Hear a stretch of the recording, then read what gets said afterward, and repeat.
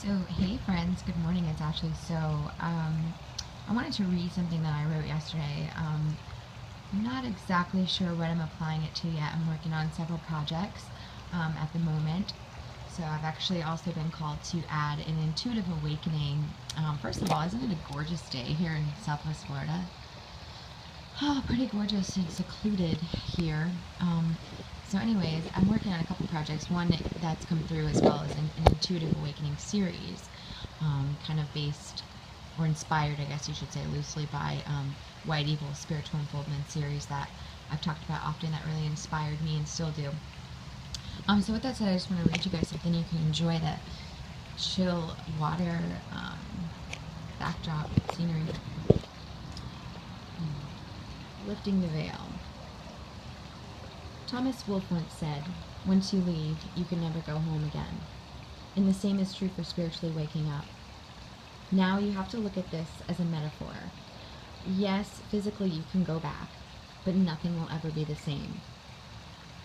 The pond that was once appeared giant in front of you now looks like a mud puddle compared to the Pacific's vast watery expanse. But it will still hold its charms, and you can still find some meaning for it. And by find, I mean tap into what's then, what is within you and has been the whole time. You just have to learn to access it. It's finding the purpose within the chaos, the contrast. It's finding the lesson within the heartache and embracing it. It's seeing things differently through a broader expanse and loving it all the same, but differently. The spiritual awakening happening now on the planet is similar, in that once you are awake, you can't ever go back to sleeping. Once a lover has wronged you, it can't ever unhappen. Is it a fool's quest, then, to carry on forever searching for the love that doesn't draw blood? The celebration without the mess? Our foundations not built on the ruins of others?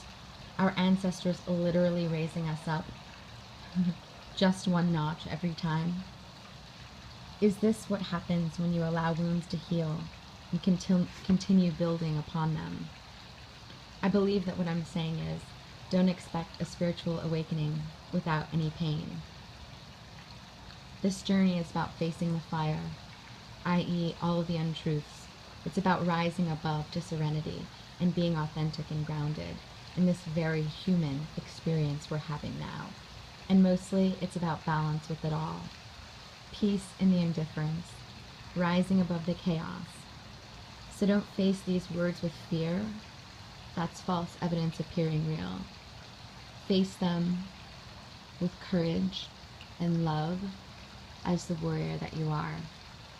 And know that love is as much beautiful as it is the profane. And oftentimes that we connect most deeply with people through our quote-unquote flaws and through our quote-unquote scars. And this is just a little side note for me. Also, something to remember is that if somebody doesn't see you, or just because you're not quote-unquote right for somebody, and they choose to walk away or what have you, doesn't mean that you're not right? And it also doesn't mean that they're wrong. It's all good when you truly believe and just know that everything is perfectly happening the way that it's meant to be. And so for me, the only time that the chaos comes in, look at this little puppy, is when I stop believing that and I start struggling against the flow and trying to force things to happen, etc. So really, that's just the reminder that our only truth is love. And listen to your heart. So if fears are coming up and stuff like that, for me, if I'm being triggered, 9 times out of 10 it is for a reason. So obviously, when things end badly, I have to kind of reflect and say, well, maybe I should have got the message sooner. So with that said, don't take yourself too seriously, and also know that love is pain as well. Love is the greatest pain, I believe is what they say. So all we can do is hope, right? Much love.